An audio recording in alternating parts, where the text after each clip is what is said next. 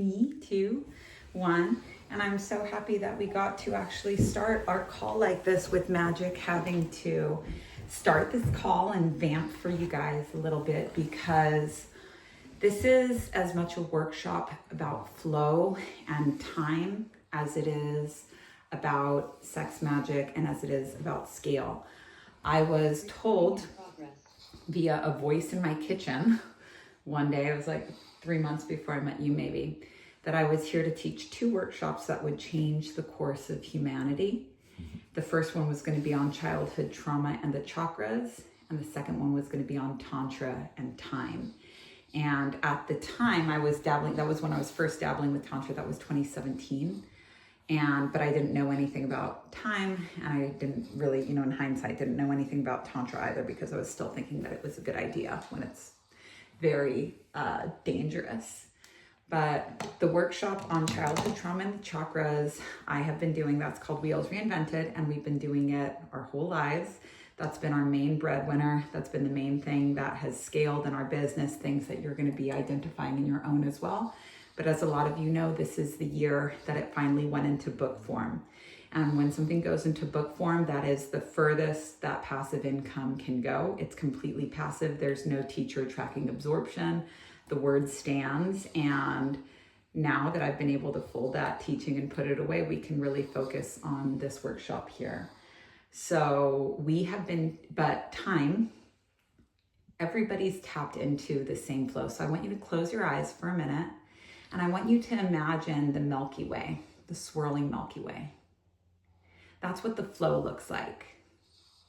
And I want you to imagine that that flow, that twirling of the Milky Way, descends down in a downward spiral, just like our 20s. Descends down in a downward spiral, and is the flow that unites all of us here. And I want you to imagine for a second that the air around you isn't air, but it's like a gel. It's a unifying gel, a glue that holds all of us together. And whether we know it or not, we are all tapped into the same exact flow. Go ahead and open your eyes, especially those of you driving. No matter how in conflict it seems that your goals might be from other people's goals, or what your kids want from what you want, everybody everywhere is tapped into the same exact flow. And it would be very easy for me to say, our call was supposed to start at 11 o'clock. Why is my family not rising to support me? My baby needs boob, tough shit. Magic, you take over. It's going to be hard. Make sure there's no noise. Or I can swallow it, acknowledge that taking a few extra minutes to make sure that my baby is boobed up might be rerouting me somewhere different. And if I'm going to take a few minutes to boob up my baby, then my husband needs to get the call started and vamp for all y'all. And then it completely changes the direction that this call was going to go. I was going to be up here doing this by myself, but now we have at least a few minutes to be here, Magic, myself, and everything is very peaceful. So in order to acknowledge the flow, you have to first recognize that it's a thing, that it's like a literal thing. So I want you all to go to the comments right here. These are like the 2 most important questions I think that someone could ask themselves. And just so you guys know, there are no take-home homework. So all of the homework that we do is right here on the call, but please participate. And if it's not a good time for you to participate, please make sure that you don't forget. Feel free to answer these questions out loud if typing isn't available for you. But these 2 questions can save you a lot of spiritual mentorship. So question number 1, what does it feel like when I'm in the flow? So I'll go first while you simmer. And please blow up the chat because we'd love to see this. When I am in the flow, it seems like everything that I need is coming to me. That even half-cooked project, that it's just like everything I say and speak seems to attract the help that I need. And it feels very fun, and it feels very easy, and it feels very spacious, kind of like the last 2 days that we were off because my hand got a bee sting. It just felt, I got more work done when I was trying to not work in the last 2 days, and it was so easy and it was so fun, and that felt very, very in flow. Meanwhile, I'm out at the dentist with my kids. So what it feels like to be in flow. What does it feel like for you when you're in flow? For me, there's no frustration. No frustration. Mm-hmm. So even if things are difficult, I'm just able to jump into them. Not necessarily see the solution, but just dive into it. Yeah. And when we think of like water as flow, the Tao Te Ching is all about the concept of flow, by the way, all about being the water. But when water gets a significant limitation, what happens when I throw a huge boulder into the water? The water just goes around it. Even if it's completely stopped, water only needs a little crack to get in. But water just goes around things. So even when you absorb a heavy limitation in flow, you're like, no big deal. Let's do this with one hand. Like, it's cool. Okay, so now what does it feel like for you when you're out of flow? For me, when I'm out of flow, oh, get ready, you guys. I'm ready to drop my 365-day schedule on you. I'm ready to talk about the 40-day routine I want to do as a family. I'm ready to get alarm clocks. I'm ready to get a skylight calendar. I'm ready to put as much money as possible into budgeting out every minute of every day. And then I really start micromanaging. Where are you? Can I see a list of the projects you're working on, please? Like, no. And because I know from experience running a family business that this never works, from me, you can expect to see a lot of frustration, which eventually accumulates in my big classic argument. Nobody works as hard as I do. Nobody cares about me. La-di-dee, la-di-da. We've heard this song quite a lot. And it's only recently that I've been able to realize that I'm not very good at managing stress, and also that my inability to tap into the flow can a lot of times be posturing as being like the leader of the family. You guys don't understand. We need to do this. And it sucks for everybody, but it really sucks for me. It sucks for everybody to have me like going around biting their ass, but it really the most I think sucks for me because I create this whole plan, go around spanking everybody's metaphorical butts, trying to get them to go along with my plan. And then my plan is slowly ripped away from me by the yogurt covered hands of my children, by the cream cheese covered hands of my children. So that's what it feels like for me to be out of flow. For you? For me, it feels like there's no place that seems like the right place to start. There's just tasks just like mounting on top of me. And I'm just coming from me, bopping around from thing to thing, accomplishing really nothing, starting everything, finishing nothing, just frantically seeing all that there is to do and no solution. Oh, that's like the worst. Like I want to rip out of my skin too. Yeah, that's the worst. You know, when I just felt like that recently was Wiley's Labubu Day. Oh, really? Yeah. That first bit of it felt like that for sure. Wiley's Labubu Day, where we rearranged the whole family so that Wiley could go get a Labubu at the mall, and I ended up at home, like really pushing Magic out the door to drive 45 minutes to go to the mall to get our 4-year-old the Labubu. And then I ended up home with 2 kids that didn't nap, and everything was just like crazy. And by the time he got back from this task he didn't want to do that I assigned him to do, I was like so tapped out because I'd been with 2 kids the whole time. And Wiley got her super rare Labubu. They ended up at the kiosk where the guy, I'm sure you doggy did. Because I just accepted things. Yeah. Okay. Okay, so last question. When you're out of flow, what do you know always gets you back into the flow? What do you know always gets you back into the flow? Oh, it's your ball. So for me, oh, you're a little sweet baby. For me, what always gets me back into the flow, and this is key for anybody wanting to explore family business, being with my kids, especially if we go outside, always gets me back in the flow. Kids are always in flow. So honestly, like it used to take me so much alcohol or so much weed to kind of turn my brain off. Well, guess what? Brain power not required for children. The less of it you have, the better. The less you can plan when you're with kids, the better. And for me, getting the phones up and my tasks up and just jumping into whatever the kids are doing. Hey, what mess are we making here? Great, can I help? And that actually for me always sets me in flow. And being in nature. We have a lot of people saying being in nature because nature is flow. So naturally, you're going to calibrate to that. What do you know always gets you in flow? Taking a step back and almost like getting into a meditative state, pausing for a moment, breathing, and coming back into things that either what I need the most or what just can be done first. Yeah. And for me also, like I was telling someone recently that I found myself extremely refreshed by things that I used to see as being very stressful because of an increasing ability to be present. And I really hate the term be present. I hate any terms that you hear a lot in the spiritual industry. And it's like, dude, if you understood this, your whole life would change. Like if you understood what this meant instead of just knowing what it meant. But to be present is when what you're thinking about and what you're doing are the same.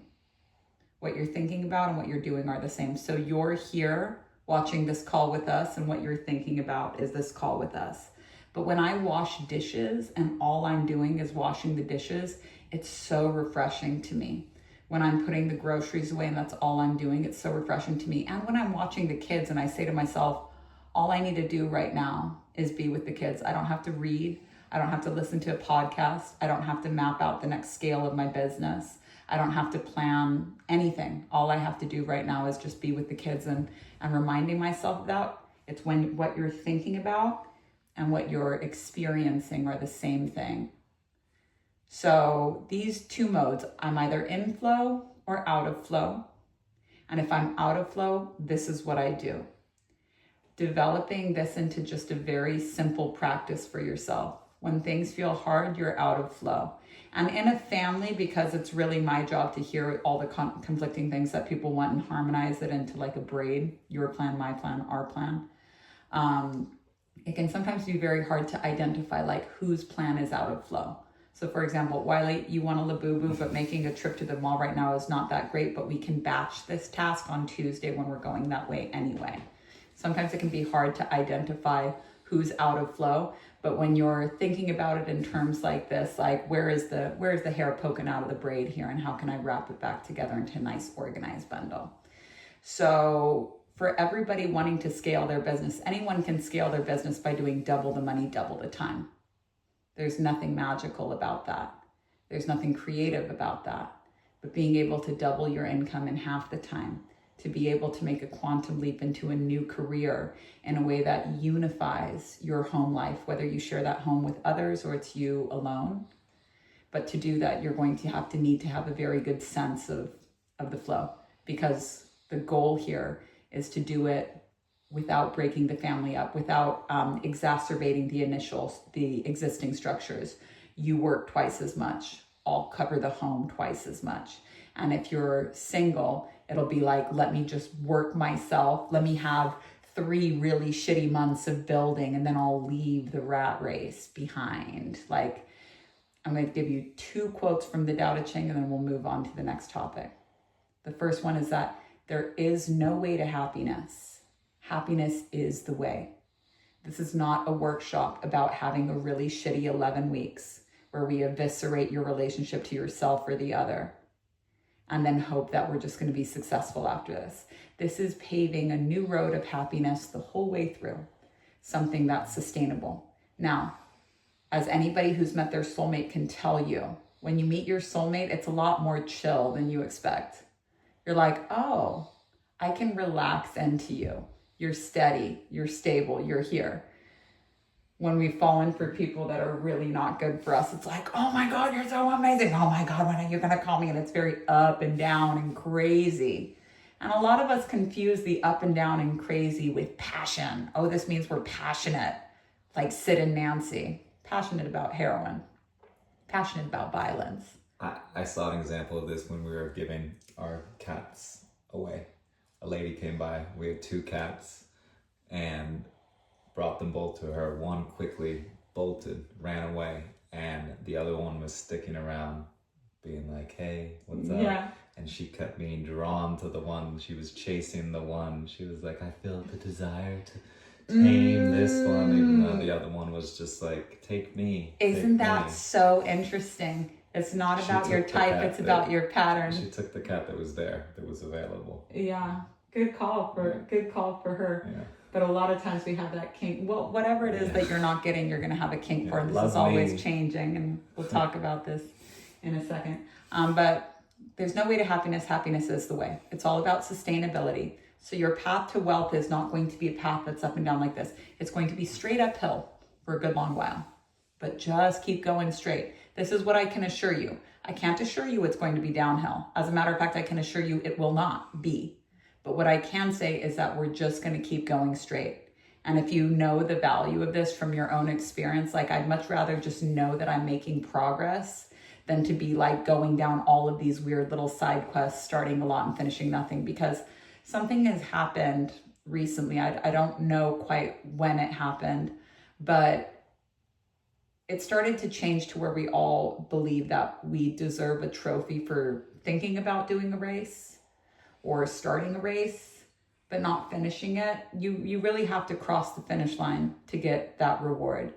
So when can you expect to receive your reward from Erotic Wealth? Literally all the way at the end. You'll be starting on a brand new venture. The journey is the reward. It's really about loving that there's something that you can do, but it's slow and steady uphill. And only people that haven't started business yet believe that there's some way that they could get a really high from 0 to 10K months and not have to pay with a really low. With time, we come to value stability. We don't want $1 million year once. We want $1 million year every year. And then the second quote from the Tao Te Ching is that the Tao does nothing and leaves nothing undone. When you're tapped into the flow, a lot of times everything that you were like, oh my God, this really has to get done, and it's getting pulled away from you and pulled away from you. We want to trust that what's being pulled away from us in the moment is divine. That if you're in the flow, the things that you need are going to come to you, and your life can really start to feel like you're not doing anything, but everything is getting done. This specific taste is what it feels like to be living an erotic and magical life. This is what it feels like to be in co-creation. That the things are somehow getting done without you feeling like you have to manufacture every individual layer of success. So welcome. I want to welcome you guys all to this call. We have been teaching this since, we did the first round in 2021, first round with students in 2022. That was case studies, private students. 2023, we had more private students and case studies, but that was the first time it went into workshop form.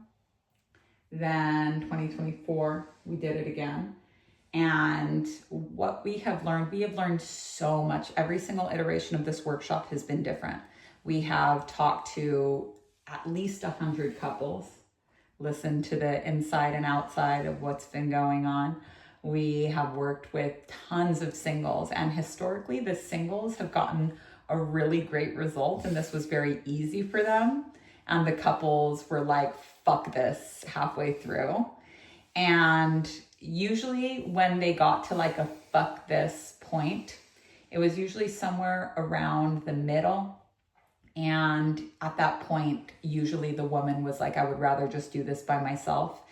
And for a while we were like trying to sort that out, but now we believe that it's better to just teach it for both. If you want to learn how to do this with a partner, you can. But if there's no reason to drag your partner to something that they don't want to do. We've set it up this way so that you can get a result in whatever configuration, but we will constantly be referencing both what it's like for singles and what it's like for couples. And if there is a stone that's left unturned for you, or you need more information, maybe we forgot to address what this might be like for a single or a couple, this same time on Fridays, all throughout this course, we have a support call. Magic will be hosting that. I'll be on standby. Today, I'm hosting. He's on standby. If the kids freak out, he'll go and tend to them. It'll be the opposite tomorrow, and you'll have 90 minutes to get support on anything like that. So something else that we did was the workshop was just really way too long. I wanted to make sure that I gave you everything that I knew about scaling a business and sex magic. But the result was that we had a very bloated workshop, and we tried formatting it with a bunch of 5-minute lessons or one long hour-long lessons. I checked over 150 people's homework last year. That's a lot of homework to check. And just to make sure that there were, that people were doing it correctly. Now we have only included what I feel is absolutely essential. There's a lot from the first rounds that aren't in this one, but as a result, you should be able to finish this no problem, and this is lesson 1. So it used to be, to give an example of how things are compressed and how erotic and wealth work together simultaneously. If we can't get quick access to something from the wealth side, we can get to it from the erotic side and vice versa. So an example of this is that we used to spend this whole first lesson on the erotic side. We do a whole hour and a half on the erotic and then an hour and a half on wealth. Now we're doing 1 hour with both. 1.5 hours with both. But the whole purpose of the first erotic call, the first 90 minutes, was to figure out, what do you guys want? What do you guys want? Because what we need, whether you're in partnership or you're single, we aren't going to be able to do any of this work without a clear vision of where it is that we want to go. We have to decide that we actually want something, which takes a lot of inner work. For most of you that have achieved a first level of success and you're regularly hearing from people, oh, but you guys have, your life is their dream life. Just because your life is somebody else's dream life doesn't mean that this is where your dreams are supposed to end. And if it is where they end, you're going to be very unhappy with that. Constantly setting new goals and aiming to achieve them is something that we want to do. So we used to spend a whole session here and then doing a vision board, and the vision board was the background on your phone, just to try to get us clear about what it is that we actually want. And that historically took way too long. And there's a quicker way to get there. And this is the world of numbers.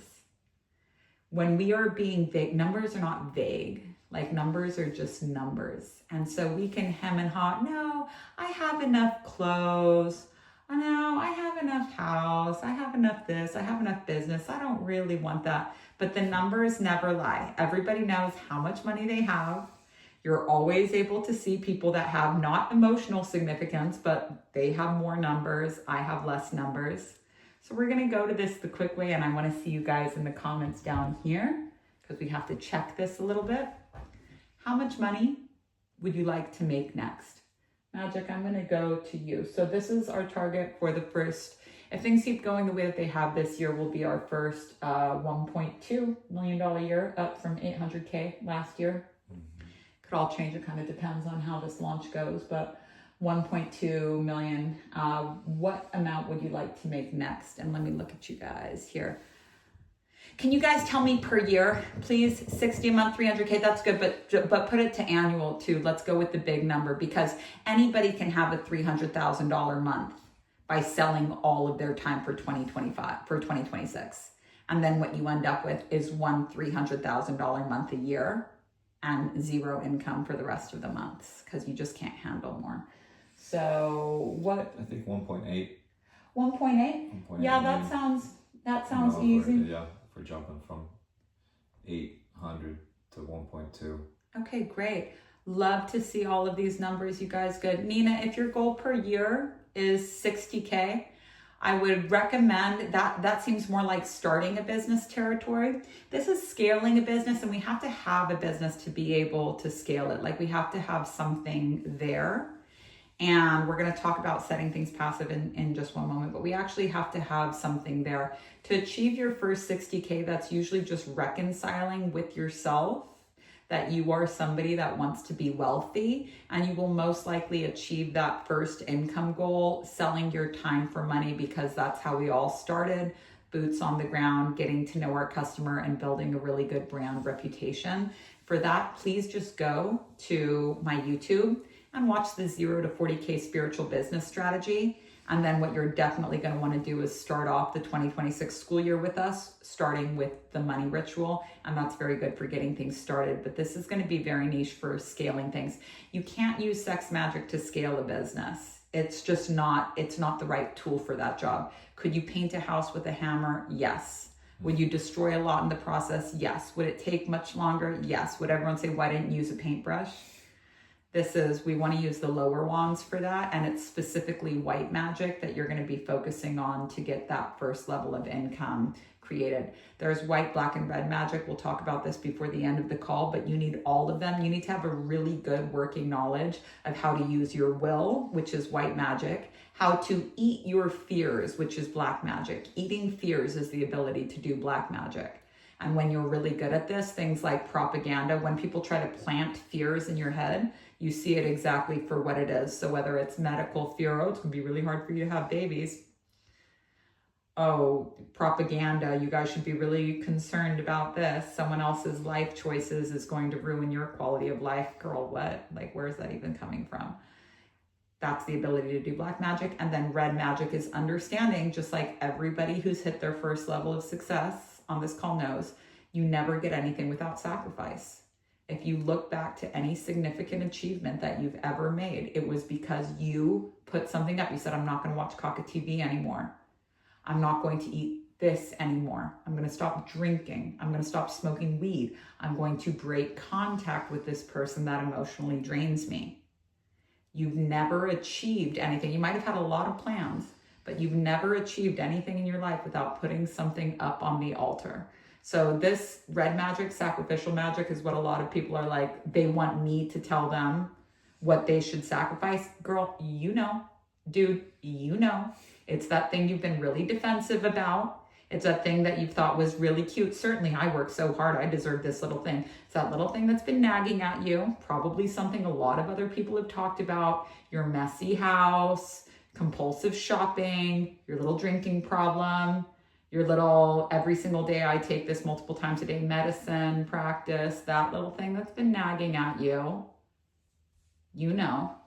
And there's a time and a place to do that. And in all of our courses, we walk you. All of our courses are backed by an Enneagram with specific points and paths. And sex magic could be considered the whole Enneagram as a whole, how the whole thing works together. 3 laws working together, 3 lower wands working together. It's advanced, but if you've gotten yourself to a certain level financially, you can handle this because you can look in hindsight at all of the success you've created and say, oh, this is just how it's been reverse engineered and now I can do it on purpose. Yeah, maybe I have 3 successful businesses, but 4 unsuccessful ones. Maybe the next one I can just do it successfully without having to have a little body count lingering around behind me. So when it comes to everybody put down their financial goal. So if you had this much money, what would you do with it? What would you do with that surplus? So magic, 1.8 million is a lot of money. We spend per month usually about 20K to keep everything operational. That includes freelancers and whatnot. So 20K, that's what's 20 times 12? $240,000. So you're looking at a surplus of roughly $1.55 million. What would you do with 1.55? Real estate and stock market. Yeah, oddly, I feel that I was like really iffy about stock markets, and appropriately so. Putting your money somewhere just so that it can grow when there's a lot of business growth that needs to happen. Invest it in your business first. When you literally don't know where to put money, then put it in the stock market and just let it rise like that. But I also feel that way. So what would you like to do with your money? The annual goal that you're hoping to create. How did I get, oh, there we go. I'm just going to look down here in the chat. Invest real estate and index funds, buy land, support younger entrepreneurs in developing tiny home villages and permaculture forests. Love that for you. Expand our business and hire support. Okay, so this is what you actually want. We could get really precious about all of these things. Oh, I want this and to be of this service for humanity. Let me give you guys a spoiler alert. You don't have to have some big fancy in service of all humanity reason to want to make more money. You don't. And if you've been on the business train for long enough, you know that you've never made any self-indulgent money. You've only ever been able to make money solving a problem for other people. So everything, you're spiritual, everything you do is spiritual. You do not have to make this big fucking butterfly effect business plan for the universe and say, oh, I just want to be of service to people with my sound healing garden. Like, yeah, girl, whatever. But you can just make more money. You are the old conversation. We're going into level 2 shame work here. Alchemizing shame, transcending shame. But that first level shame that we get over to make money of like, am I worthy? Am I worthy? Am I worthy? Yeah, you're worthy. We got new things to talk about here. Level 1 of business. Am I good enough? I got to prove it to you. I got to prove it to you. Level 2, yeah, I'm good enough. I just have to build bigger systems. If I want more people, I need bigger systems to do it. Cool. So we're going to talk about something that a lot of you are not going to want to hear, and that's when the erotic dies in business. I need to just go on to gallery view over here and make sure and see who I'm talking to. But who is like, oh, Nami, I'm ready. I'm burning my old business to the ground, starting a new one, and I'm going to be rich with the erotic wealth method. Who here is planning on burning their business down and starting a new one? I'm very, oh, yeah. I was waiting to see your hand there. I was like, don't fucking lie to me. I know. The sad news about this is that the erotic has died in your business. So when the erotic dies in your business, you just want to burn the whole thing down because you have an idea of something that you want to create next. And you're really excited about doing that the same way, like if you fell in love with a beautiful, cabana boy, like Donatella Versace style. And you were like, oh, I could really see us having a good time together. You could really see yourself having a good time with this new business plan that you like. But you have been gifted, these workshops that you have are gifts. These income streams that you've been given so far are gifts. And I know a lot of you know this already, but you're spiritual. Like everything that you do is spiritual. You may not be like, oh, well, I'm a software engineer. Shouldn't I leave it all behind and become an energy healer? No, because you're bringing spirituality to software. You're a spiritual person. Everything you do is spiritual. You're an ethical person. Everything that you do is ethical. All the money you make is ethical money. It's not about what you're doing. It's about who you are. But we are not allowed, when we throw away our unique gifts that have been granted to us, when we throw away the unique gifts that the universe has given to us that are special because we fell out of love with them, which is going to happen no matter what we do, the universe doesn't give you more of these $1,000,000,000 ideas. And as somebody that has fallen out of love. I fell so out of love with Wheels, guys. I told you guys this in the newsletter. I wanted to throw that workshop away. You guys want to know the truth?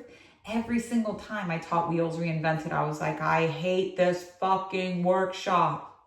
And every time I've taught Erotic Wealth, since when I was thinking about it, there's nothing more beautiful than something that hasn't been created yet. There's nothing, all the writers in the house will know this. There's nothing more beautiful in the whole world than the book you haven't written yet.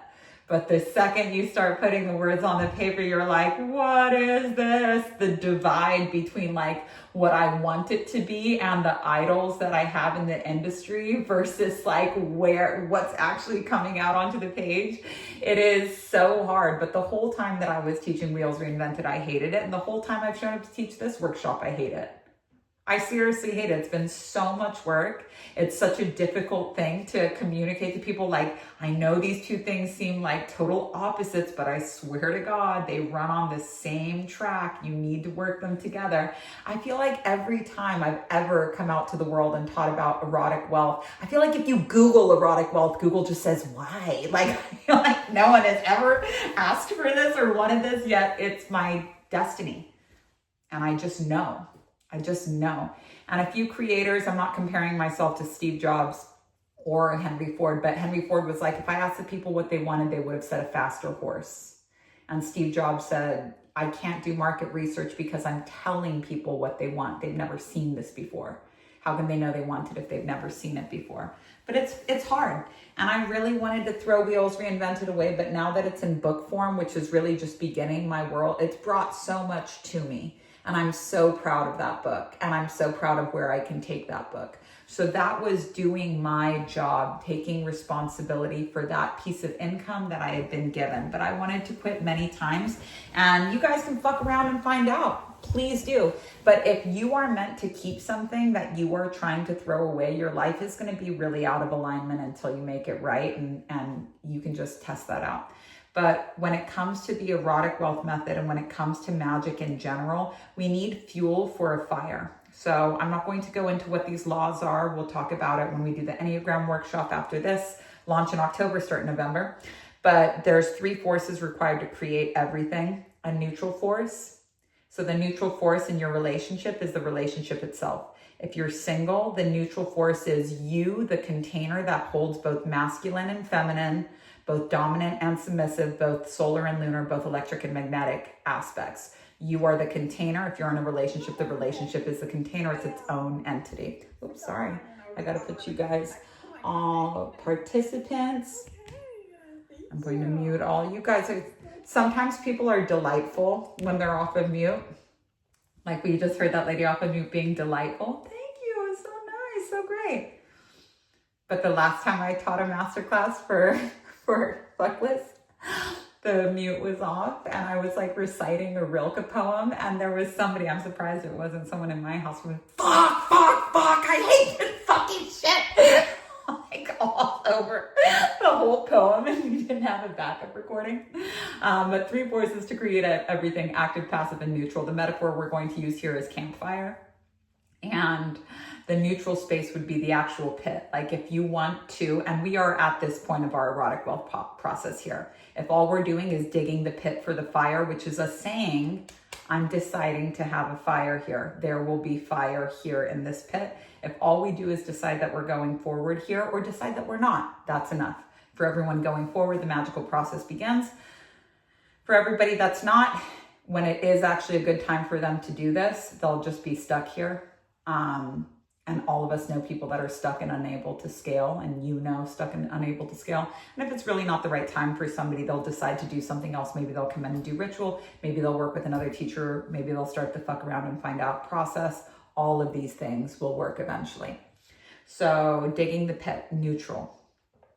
Now, if we are digging the fire pit, we're creating a container where the magic can occur. Nod your head if that makes sense. Step 1 of a magical process is always creating the container where magic can occur. So the container, when we're growing our wealth, is the business itself. Now, if we do not have a business, it's a dream for a business, but we haven't gotten into the mud of seeing what it is, recognizing our unique gifts and sharing them, as well as commanding income for that unique service, then we don't have a fire pit. We have to do a smaller magic. For example, build a fire pit would be the whole mission. Build a metaphorical fire pit. Now, when we're creating an erotic relationship, there's neutral sex, there's the neutral force of sex, there is passive sex, which is sex that we do unconsciously. We'll revisit all of these with every turn of the Enneagram in this conversation. And then there's active sex. Passive sex is that you don't have to think about. Active sex is conscious sex. But what is neutral sex? What is neutral sex? If you guys were studying Tantra, the focus would not be on neutral sex at all. They'd be like, we're going to do a sex magic ritual using Tantra. And we're going to put all of our energy into creating kind of like a simulated sexual environment. For example, let's say let's use black magic. Let's say you got invited to a black mass. And it was like, okay, we're going to be doing a sex magic ritual. Everybody get ready, because on this date at this time, there's going to be group sex. It's going to be eyes wide shut. It's going to be, a bunch of people jerking off to one passive recipient. That's the conductor for the magic, yada, yada, yada. You guys learned about this in the Complete Guide to Sexual Magic, which is a free book. But what if that day arrives and you're like, I feel like I got COVID. I don't want to go to the orgy with COVID. I'm not horny. I don't want to do this. Then this like perfectly constructed active ritual that you made is busted. And we did a lot of this when we were first experimenting with it on ourselves. And all I can compare it to is something that we fortunately haven't really worked with, but trying to have a baby when there's a lot of focus on like, I'm ovulating right now. We have to have sex perfectly right now. And when you don't get pregnant from that, you're like, why didn't it work? Why didn't it work? Why didn't it work? And it's stressful and it kind of kills it. And it's hard to be present and really enjoy the sex for what it is when there's so much riding on it. And it's very like unromantic to be like, are you pulling the energy all the way up your chakras? You know, it's just not, it's not hot and it's not fun. And I know because I did that a lot. And then when it doesn't work out, you know, when it didn't poof, you know, your thing didn't manifest overnight. You're like, oh my God, he wasn't holding the vision because I was holding the vision. And it's just super stressful. And then it's just annoying when you're doing it by yourself because you're like, all right, well, I guess I'll just keep trying. But when you're when you've wanted something for a long time and it's just not happening, I would much rather know like, hey, it's never going to work like that. You need to try something else than to just keep reinforcing this worthiness clause of like, look, I did it perfectly, but it didn't work. Maybe the universe just doesn't like me because it didn't happen overnight. So I'm telling you right now, like nothing's going to happen overnight. So neutral sex and erotic wealth, what we really focus on is the idea of neutral sex to begin. And neutral sex is creating an erotic environment, creating a sexual environment, being very down for yourself. Sorry, let me just turn this mute on again because I didn't do it correctly. My little cuties here. Let me hit mute all. You little sweetie, you figured out how to unmute yourself, you little smarty. I love that for you.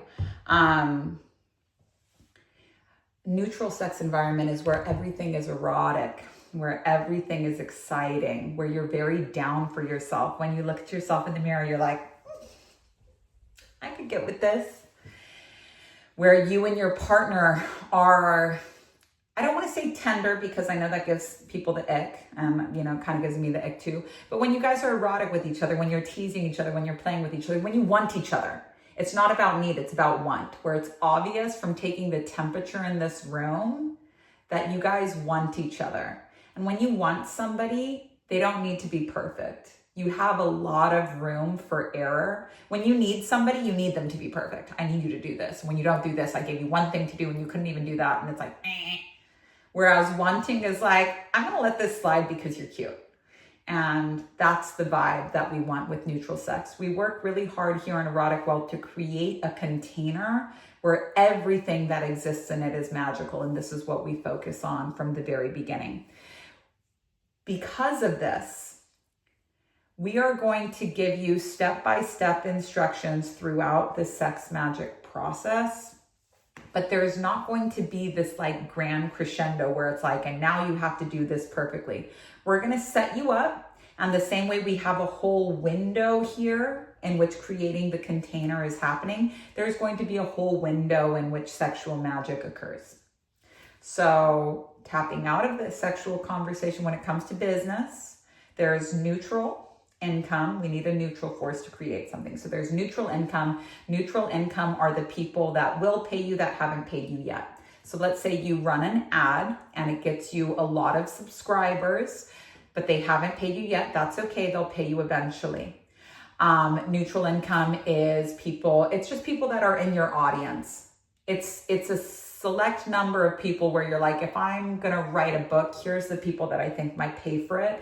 And having neutral income allows you to kind of predict how much money you might be able to make from something. In neutral income, we can do market research. So let's say that you have a roofing company. Actually, I'm going to ask you guys. Oh no, I don't want to call it your name, but I'm looking at you, I and B, the couple in the flannel.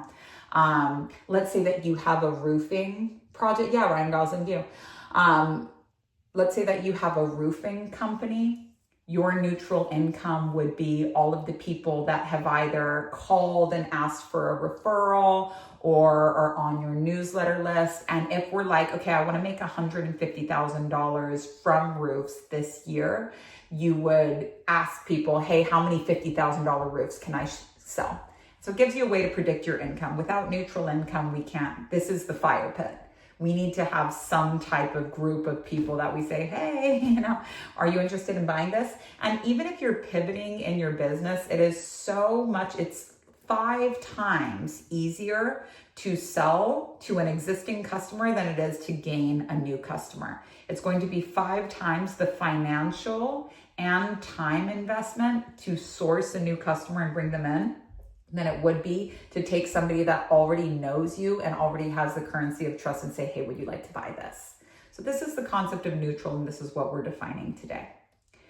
Then there's passive income. And you guys, I walk a really long block, but I always find my way back home. Passive income.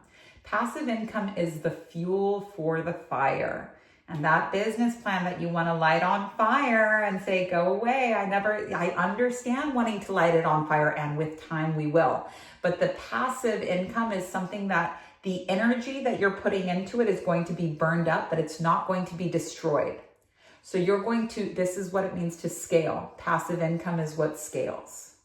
We'll talk about active income in a second, but this is a very important piece. Passive income is what scales.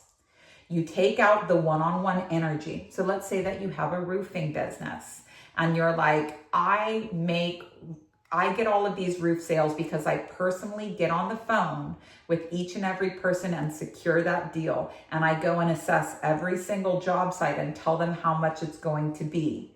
But I can only do so many of these visits per week.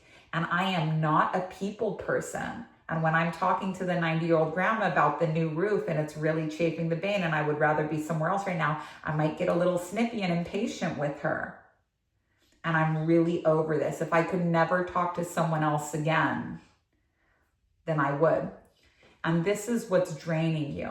And what scaling looks like is we take that active energy of yours out of the business. We say, let's hire somebody else. There's actually a woman that she was on the Forbes list. I forget the name of their real estate company, but she figured this out at her husband's real estate company, and now it's worth like $4 billion, which is a lot of money.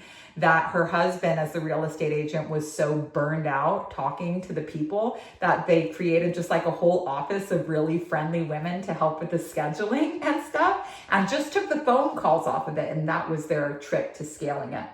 So you take your energy out, but you don't destroy it. That person, maybe your job, if you're not going to job sites, all you do is assess, did you guys give them the right numbers, the right plans? And now I can focus on doing what I'm really good at, which is sourcing the materials and creating a better pipeline so that we can actually get this thing built. And the fear is that in the beginning, and this is the fear that keeps everyone from scaling, is that nobody will ever be able to replace me.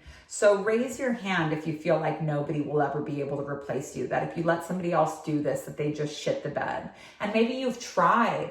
This has really, really happened to me, guys. It's very hard for me to get my grubby hands off of things, or actually my OCD clean hands off of things, but you have to. And I want to tell you from experience that there are people out there that can do a better job than you at this. Guys, I'm really bad at customer service. The reason I have a customer service team is because if I was on customer service, fucking Gordon Ramsay, flipping tables, or get out of here, idiot. I would have no customers. My customer service is a lot nicer to customers, and people occasionally are like, forward this to Onami. I'm like, you guys think you want to talk to the manager. I guarantee you, you do not want to have the conversation with me. If you've ever heard no become a 4-letter word, or if you've never heard no become a 4-letter word, do customer service with me. I will find a way to make it happen. So you have to take yourself out of the thing that you know is good, that has built you neutral income. And this can require a deep breath, being like, all right, I have to do this. I need to give myself maybe another year and a half of continuing to work at this until I've folded it and put it away. I'm not going to get a reward for starting the load of laundry here. I'm not even going to get a reward for folding it. Who here has ever had a dirty house, but it's piles of clean laundry everywhere, and you end up just throwing it all back into the washing machine because you can't deal with the clutter? We have to take it all the way to the finish line. And I know that that's hard. And I know that if you really want to break up with your business, it can seem really appealing to do this. But I gave hall passes to a few of our Erotic Wealth students to say, okay, fine. They're like, I couldn't imagine going back to it. For one, it's so unspiritual. It's not reflective at all. I really want to do this thing. I'm so excited about this thing. Shouldn't I be following my interest? And I let them do it, and they wasted 3 months of their time and had to go right back to setting it passive, which feels harder when you thought there was going to be an easier out. So setting the business passive is a very significant thing that you're going to have to do. And if you don't have any experience with this, of basically being able to hit a red button that says money in your business, then you can expect to take some extra time when we get to lesson 4 and get some studying in for passive income. This is why a lot of people will do our school, so that you can get all of the workshops at the same price, as opposed to getting one a la carte. And we can talk about that today or tomorrow if you guys have that question. So passive income, we have to find the part of you that can scale and the part of you that can't. But you need to basically offload this conversation that you've been having either into videos or into book or onto a team. But we cannot start a fire without fuel. Is everyone aware of that? So a magical process, it's not just about what steps we do. A quantum leap is to just go from A to B without getting distracted, it's not just the steps that we do, but it's in what order that really matters. Does that make sense? And the metaphor that we're going to use for this is like, if we collected wood before we made the fire pit, what if we got wood that was too big or too small? You guys, can I tell you something just like random about firewood too? I was like, because chopping firewood is like so hard. I was like, what did we do before a chainsaw? Like, how did the indigenous people do fires? They would literally just they said that white people create really big fires and sit far, but that natives create small fires and sit close. But also they wouldn't chop up a bunch of wood. They'd get one tree and they'd put it in the fire. So a log that was like this long, they just keep feeding the end into the fire like that. Interesting, right? So, even if it seems like it doesn't fit the fire pit, like there's a way to make it work. But setting up the space where the fire is going to be, the conditions, is it too dry? Is it wet enough? Where do we have to put these things? And then you go and collect the fuel for it. I know that so many people are like, I just want to start a fire. Yeah, so does my 7-year-old. But we have to prep the conditions first. So once we have secured the passive income, we will be given a surplus of time and money. So you're going to have time and energy to focus on the next thing that you want to create. So let's hear from you guys in the chat. Because I've seen this in every single mature business owner. What do you know your business needs to succeed? Like, if you want to hit these numbers, that you're talking about, okay, I want to do 1.8 million next year. If we brought in more students to our business, what's the first thing I know wouldn't be able to last? What's the first system that would crumble under that? If you're trying to reach this financial goal, what's the immediate red flag? I'm not going to be able to do that. Structure, team, systems, funnel.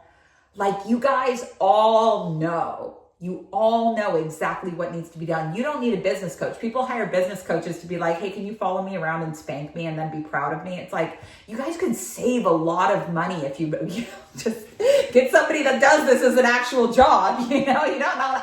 It's a Wild West with business coaches, but sex work is basically standardized now. Like, if you want somebody to just be on your ass and then say good girl afterwards, and if you have a partner.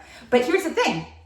The whole purpose of doing this workshop is to be able to provide that for yourself. If you need to hear good girl, let's say that you have a kink you're like, oh, I just wish I had a dominant that could give me that good girl energy. You don't get good girl for walking into the dom. They give you a task. They're like, go clean my toilet seat with your tongue.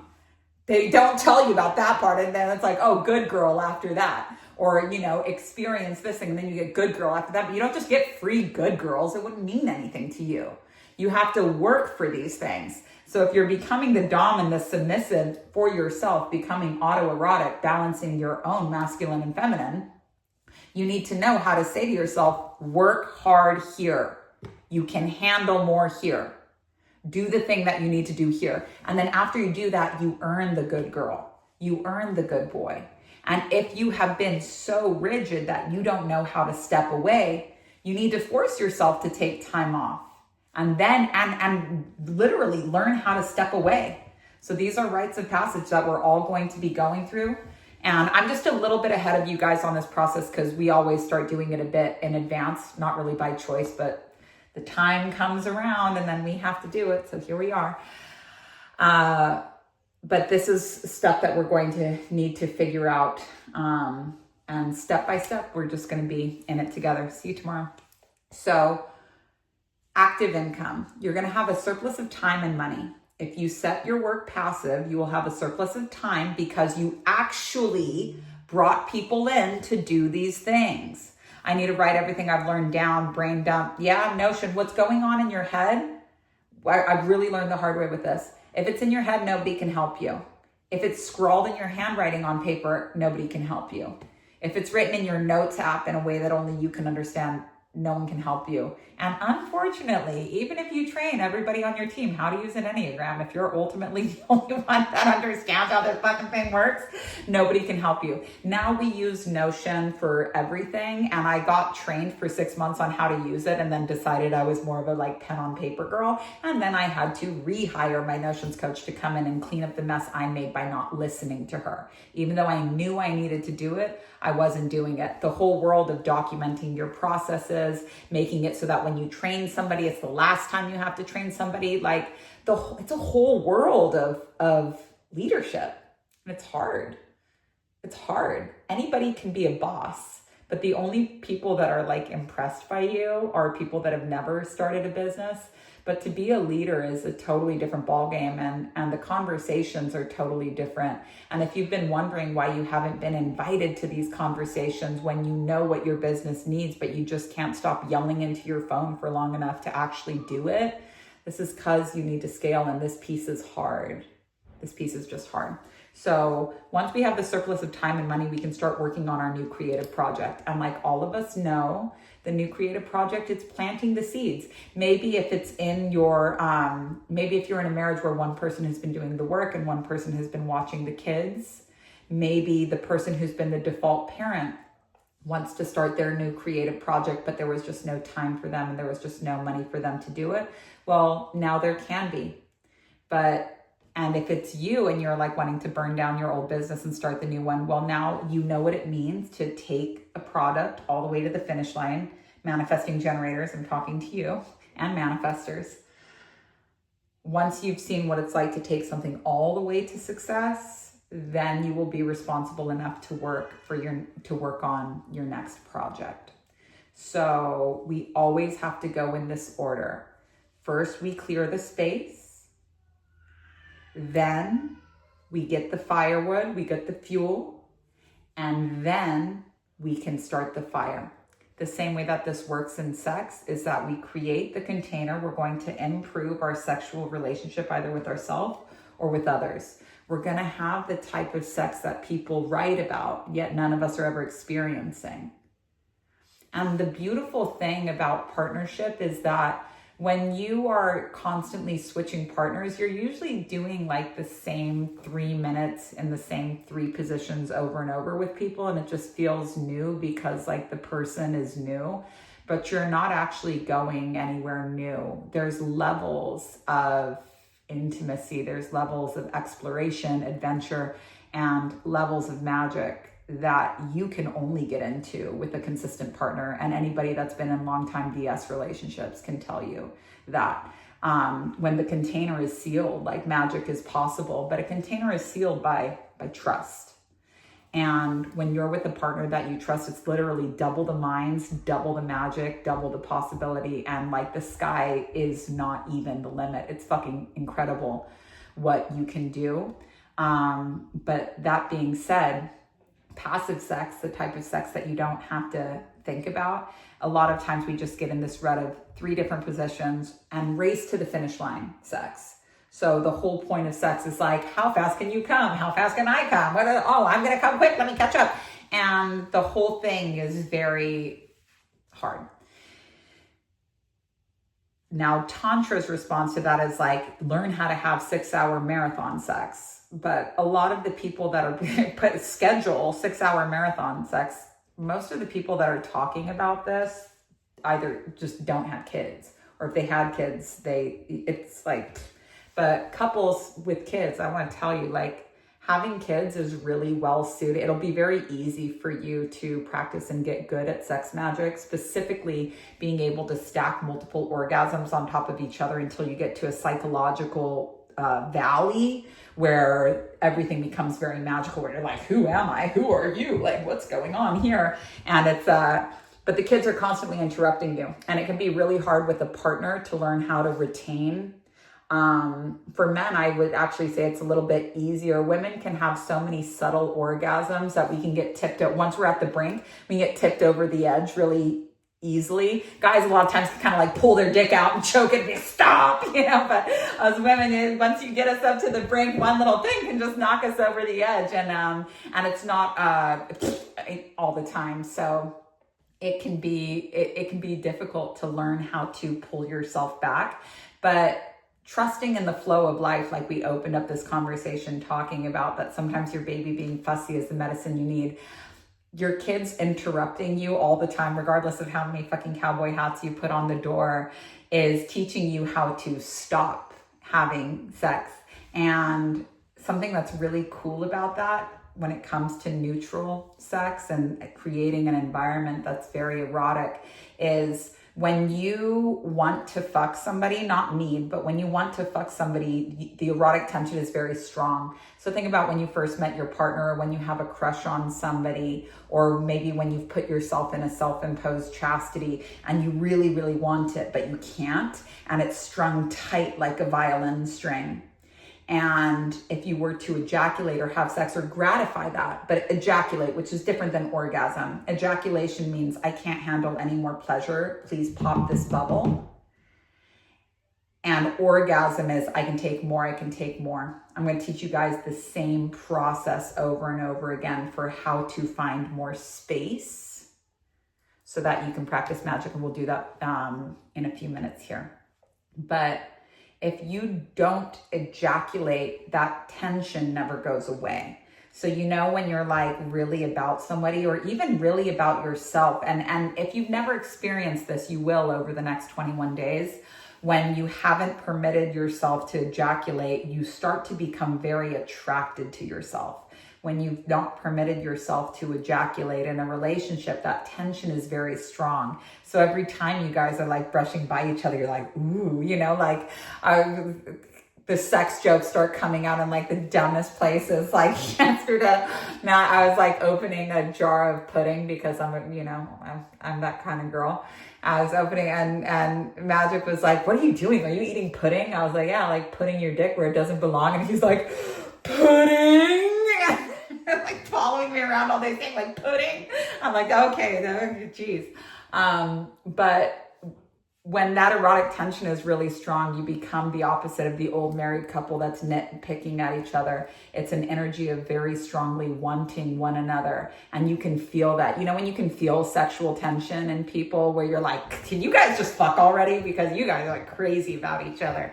That's something that can be cultivated. That's something that can be built. So that's what it means to have neutral sex. But passive sex is the sex that you're not thinking about, is just that classic, you know, who knows what we're going to get. There's no intention. There's no magic. And it's always fun, but it's not really going anywhere. And if you really ask yourself, you're probably a bit bored with it. When people are like, why do I have low libido? It's like, okay, well, are you wanking all the time? Yeah, every single day. Okay, well, of course, you're not going to have any creative energy because you're constantly ejaculating. Creative juice and sex juice are the same. They're both used for creation. One psychological, one reproductive, one creativity in your process, the same thing. This is why sex magic is a metaphor for getting rid of the world of instant gratification, where you're like, I have to come in my hand every single time that I do it or I won't be happy, and learning how to be like, I don't have to come right now. If I say no thank you to come on my chest, if I say no thank you to going up and over the edge, then what I get is 2 other types of sex I didn't know existed. I get neutral, where everything in my life is very hot. And I'm not talking about being like one of those tantric people that post videos of them making out and then you're like, wait, where are your kids? And they don't have any kids. But I'm talking about just really being down for each other. And then you also get active sex, which is being able to have very new sex and make magic out of it. To me, that's pretty cool. But when you've never experienced what it's like to say no to yourself, you're basically a big baby that's just always getting what they want within 3 minutes of saying they want something, and you don't know how to delay that gratification. It's going to take a lot of delayed gratification to scale a business, which is why we teach these 2 things together. It's going to be a lot of working quietly behind the scenes, making something that's not going to be revealed to people until lesson 7. So that's a lot of work behind the scenes. That is 8 weeks behind the scenes, because we have to take 2 weeks at lesson 5 building. But if you understand how you can create and direct this energy, as opposed to being like, oh, let's see if I have the energy to do this, yes or no, then it's pretty amazing what can happen. I just want to say a quick note on porn. I am not anti anything. If you're proud of what you do, it's good for you. If you're proud of your relationship with porn, you would come barging out of that room and say, I just watched the best fucking porn. Like, you sit down. I gotta tell you about this. I just had the best wank of my life. You won't believe it.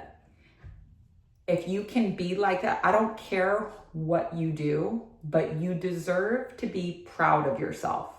And you can't shame somebody that's shameless, no matter who shamed you. And we will get rid of that big, deep, dark block around shame.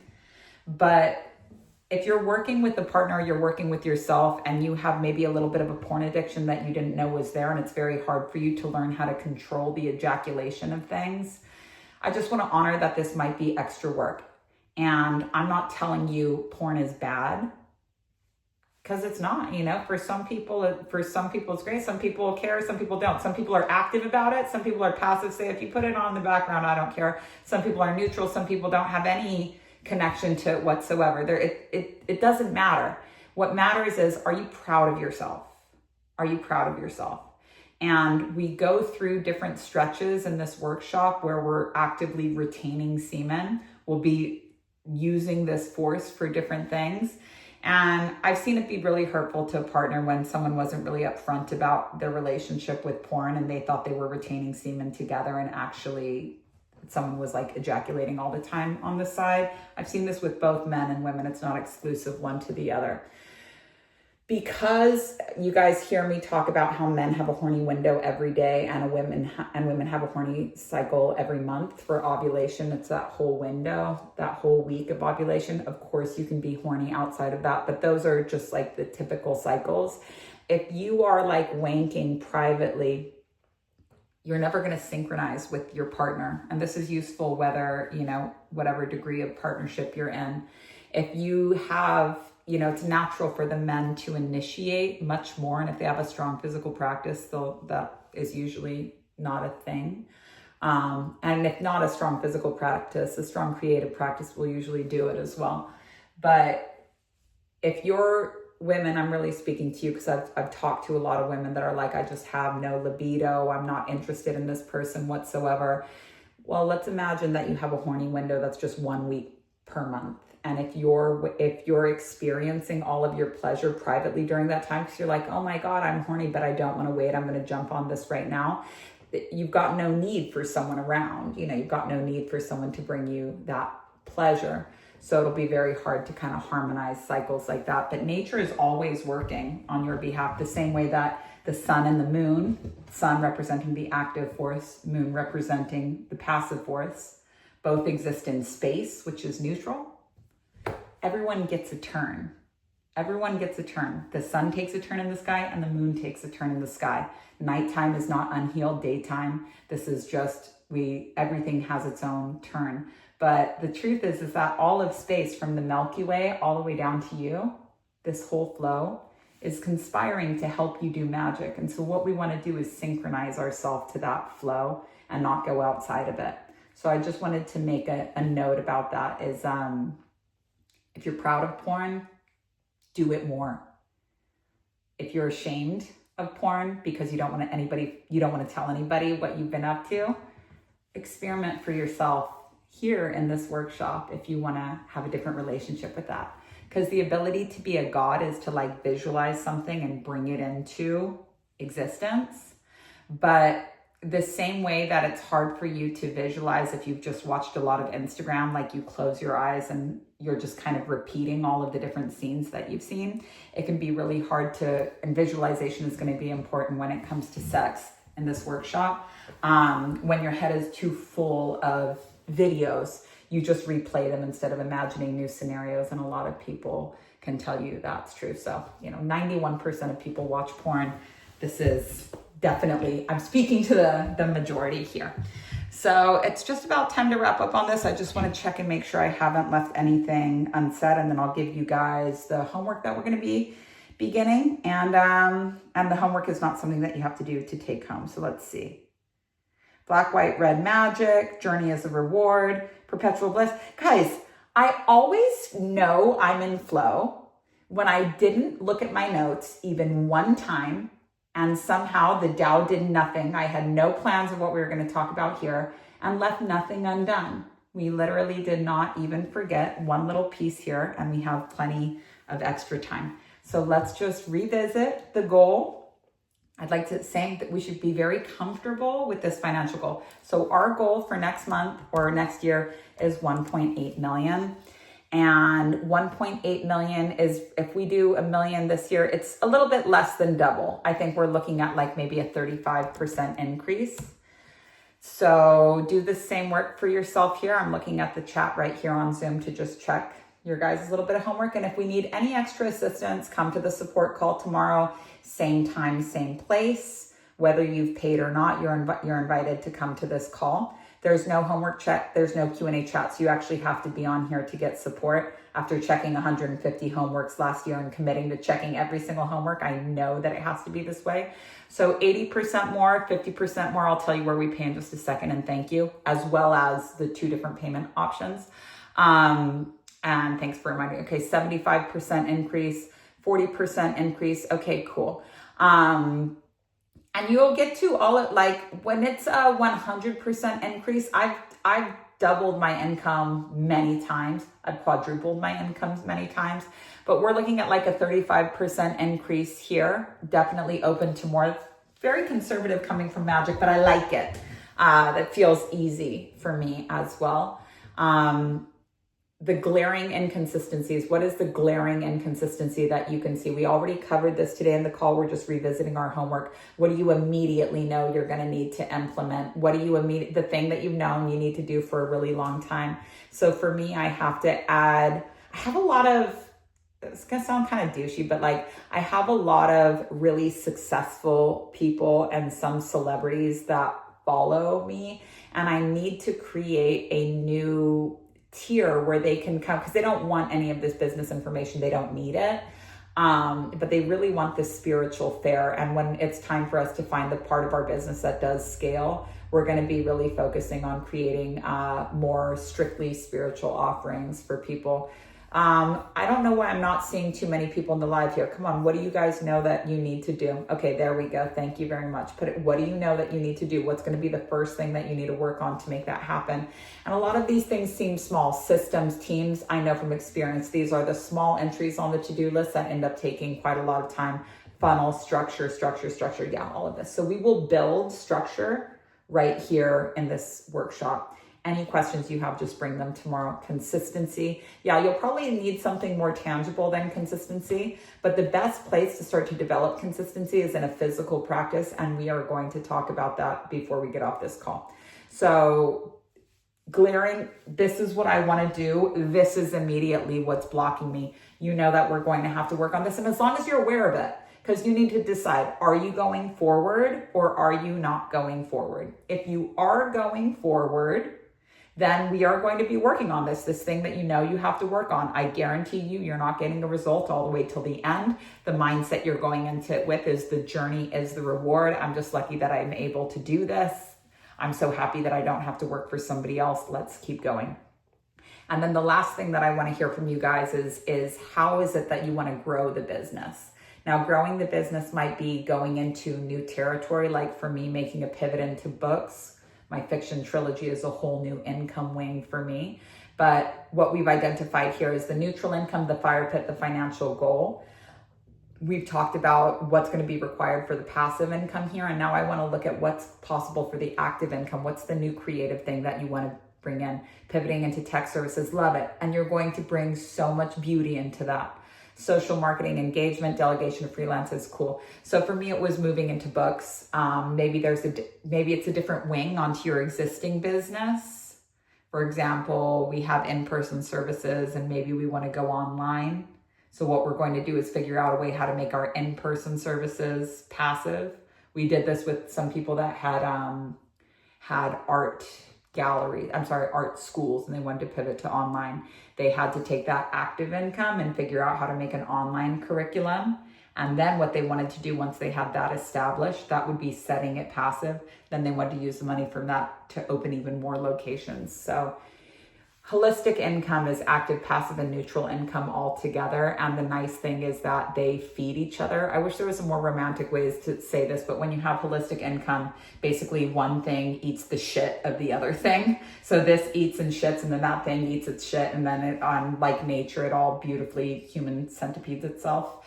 But for example, like your passive income might look like a lot of the videos that you don't really have a place for in some of your other workshops, or you don't have a place for them on your social media, but you can take all of this excess that's been created and turn it into a resource library for your ideal customer.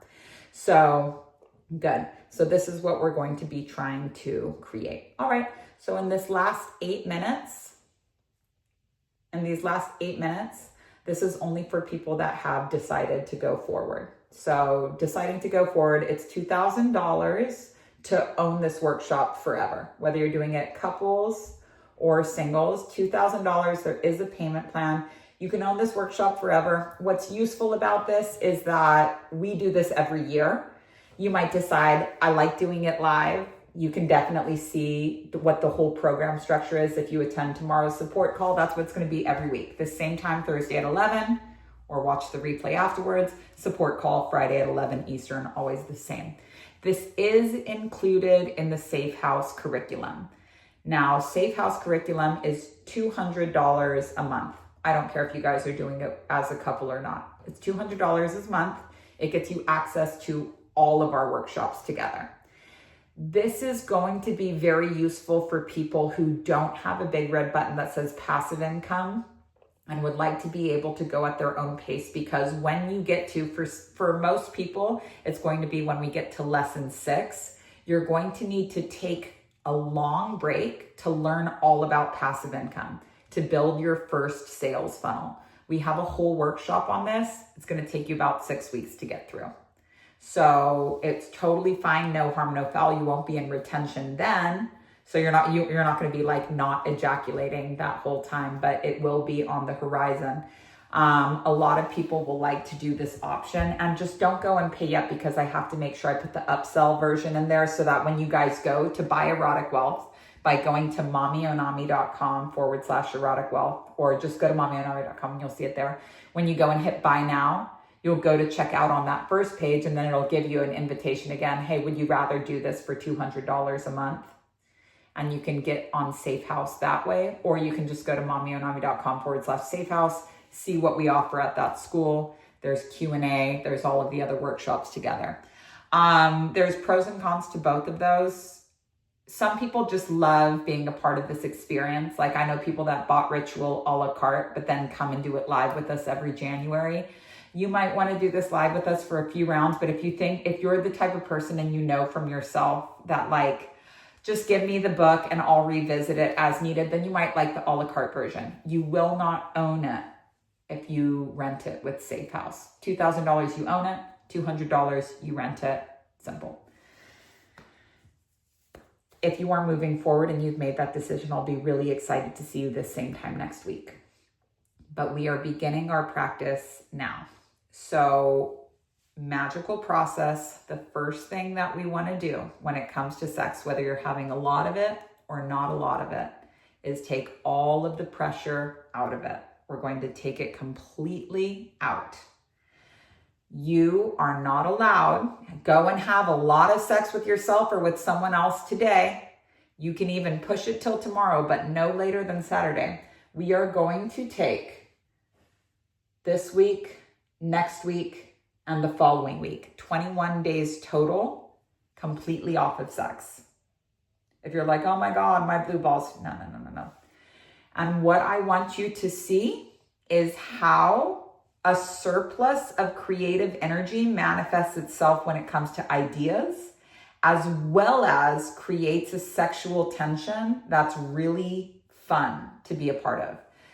We are not just taking something out, we are adding something in. If you are in partnership, you and your partner are going to work out for a minimum of 25 minutes every single day for the next week. Physical practice. I do not care what you do, and I don't care if you do it together. But we can't start a magical process with weak semen. You have to know from the beginning what strong semen feels like. Both men and women have it. This is your creative juice. This is your creative power. This is our ability. We're all going to be in it together. And I will open up a chat. When you buy Erotic Wealth, you'll see the chat pop up and we can all talk about how it's going for us and share workout photos and yada, yada. But it's a challenge and I know that you can do it. And when it comes to working out, if you do have a workout practice, ramp it up to the next level. If you don't have a workout practice, I want you to just focus on consistency. So don't go for something that you know you hate. If you know that you would like to take a walk every day and that's something you don't have to be dragged to do, all we're going for is consistency. It's not about, and if anybody has a fitness-based business and you're wondering how to turn your 150,000 followers into some kind of income for you, you need to teach them how to be the type of person that loves a workout. And doing something you hate over and over again is a very slow way to start to love working out. It's better for you to just focus on achieving consistency by doing something you like. And once you're the type of person who can't live without that physical practice, then you can ramp it up. So is everyone clear? For the next 21 days, you're not allowed to have sex. Get mad at me. Like, I literally don't care. When you guys are at home, you're like, oh my God, I'm so horny and we can't fuck each other. Fuck Onami. Yeah, you wish, but don't do it. But don't do it. It was really funny. I remember this guy told me, I got this email from this guy when we were doing ritual and he was like, I saw you, heard you say that you watch us when we watch porn. And I was watching porn and I saw you watching me and I was like, this is your hardcore fantasy, my man. And I love this for you, but no, I'm not watching you, but I'm telling you, we need strong semen to make this happen. So 3 weeks, no sex. And if you are trying for a baby, if you are actively trying for a baby, this is especially true for you, doubly true for you. 21 days, all pressure off of sex. 21 days, physical practice every single day. I will open up the chat room right now. And it will be coming back, but it's okay to be mad at me. But when you guys are mad at me, I want you to notice. And if it's you by yourself in the mirror, and I say you're not allowed to fuck yourself for 21 days, when you're looking at yourself in the mirror or you're looking at your partner and you want to fuck, and mommy said that you're not allowed to do it, notice that feeling like, I want you. I want this so bad. And you can thank me for that later, because that's what makes things magical. It's not about needing somebody. It's not even about having somebody. It's about wanting somebody. And if that somebody is you, that's the single most important relationship in your life. All right. So you guys can buy this at any time, but we are like officially in the process now. Can I enroll late? If you want to show up to class late, we are on a tight schedule here. We'll be here same time tomorrow. The very latest that I would push it for you guys is by Wednesday afternoon, making sure that you've bought, if you're going to do this with us, because you want to know your way around the app and see the workshop and everything like that and know where you're going. But we'll be here the same time next week. Tomorrow we'll also be there to answer any of your questions. You guys know Magic is leading, I'm subbing. Magic's doming, I'm subbing. And thank you all so much for being here. It was a really fun call for me. I hope it was a really fun call for you. And into chastity we go. Magic and I will be right there with you. Let's do it. But you guys have today. And if you want to push till tomorrow because you're just having so much fun, that's fine. But by Saturday, you're on no sex. Figure out that physical practice. You're not allowed to skip a day. And we're all in it together. So let's make it happen. Okay, guys, see you later. Thank you so much for being here. Great call. Great. Okay, see you guys later. Bye.